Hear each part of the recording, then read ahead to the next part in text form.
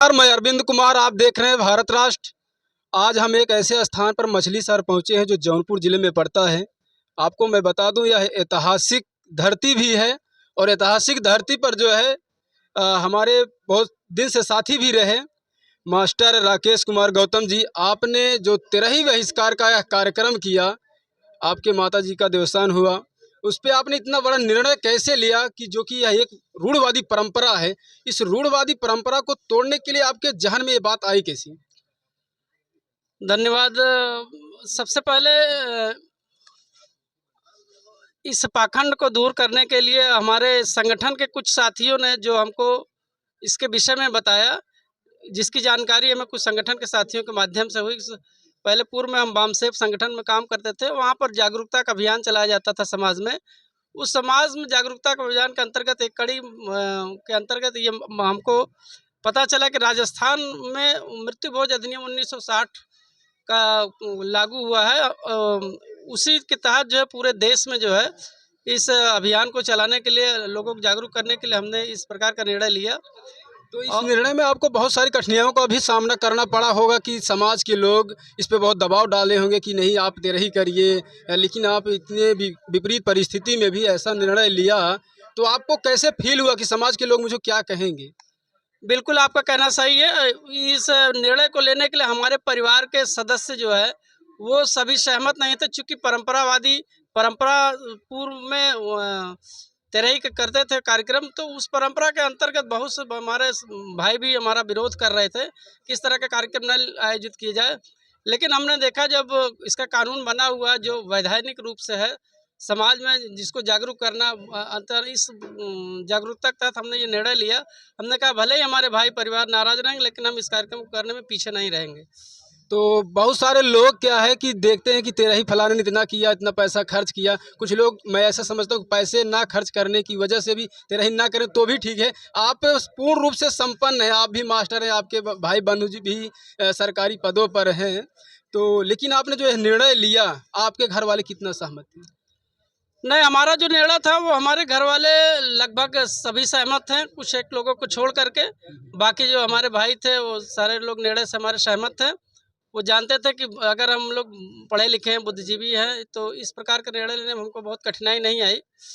और खुद का स्वयं का निर्णय जो होता है, अगर आप सही दिशा में निर्णय ले रहे हैं तो उसका विरोध भी अगर समाज करता है तो हम कहते हैं कि उसको हिचकना नहीं चाहिए, लेना चाहिए, ज़रूर सही निर्णय लेना चाहिए। समाज की चिंता नहीं, समाज क्या कहेगा? नहीं, समाज की चिंता नहीं। समाज आज नहीं कल इस चीज़ को समझेगा और धीरे धीरे वो भी इस तरह से कार्यक्रम जो है करेगा, ऐसा हमें आशा और विश्वास है।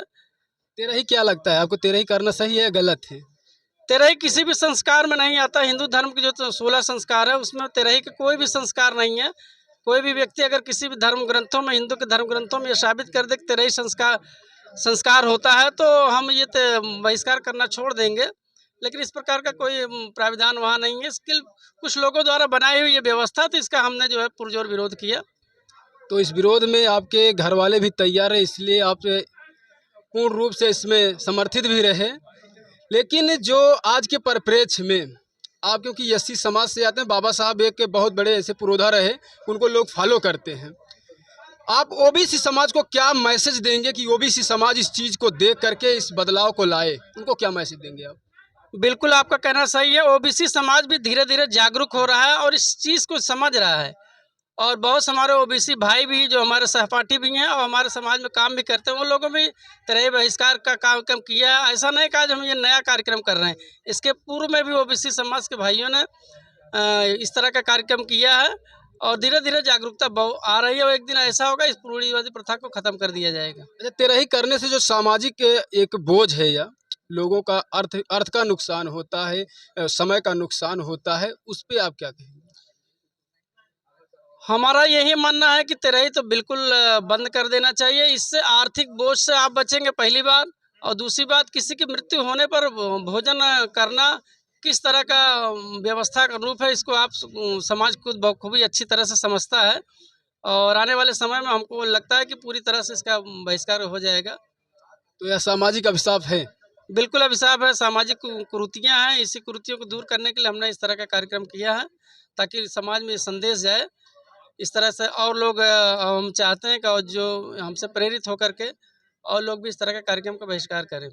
जी, बहुत बहुत आभार आपका कि आपने इस तरीके से ऐसा कार्यक्रम किया जो समाज में पूरा मैसेज जाएगा कि हमने तेरही की जगह जो है एक शोक सभा का कार्यक्रम रखा। उस शोक सभा में बहुत सारे लोग आए, मैंने अपनी आंखों से कवर भी किया और मैं आप सबको वीडियो में पूरा दिखाऊंगा भी पार्ट बाय पार्ट करके कि इनका कार्यक्रम कितना शानदार गया। और बहुत सारे लोग बुद्धिजीवी साथी यहाँ रहे, कोई मास्टर, कोई डॉक्टर, कोई इंजीनियर है। तो इस तरीके से जो है काफ़ी सरकारी पदों पर भी रहने वाले लोग हैं।